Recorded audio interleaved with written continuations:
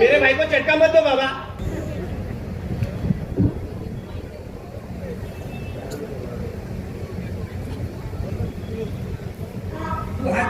मत दो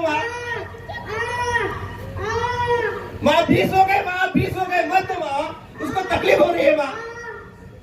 40 हो गए माँ, 40 हो गए, प्लीज मत दो माँ। मेरे भाई को उसको तकलीफ हो रही है माँ, उसको तकलीफ हो रही है।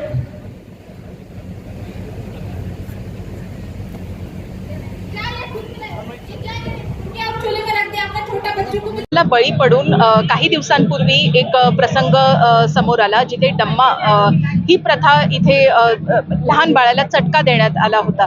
तर ह्या अशा प्रथांना बळी न पडता आपण आरोग्य विभागाची मदत घेऊन दवाखान्यात लहान मुलांना आणि प्रेग्नंट महिलांना आपण योग्य त्या वेळी आरोग्य विभागाकडे घेऊन जाऊन योग्य तो उपचार केला गेला पाहिजे। यासाठी आम्ही एक पथनाट्य आरोग्य विभागाने ऑर्गनाइज केलं आणि इथे त्याचं सादरीकरण केलं। खूप असं एकदम मनाला हळवून देणारं एक पथनाट्य इथे सादरीकरण केलं गेलं।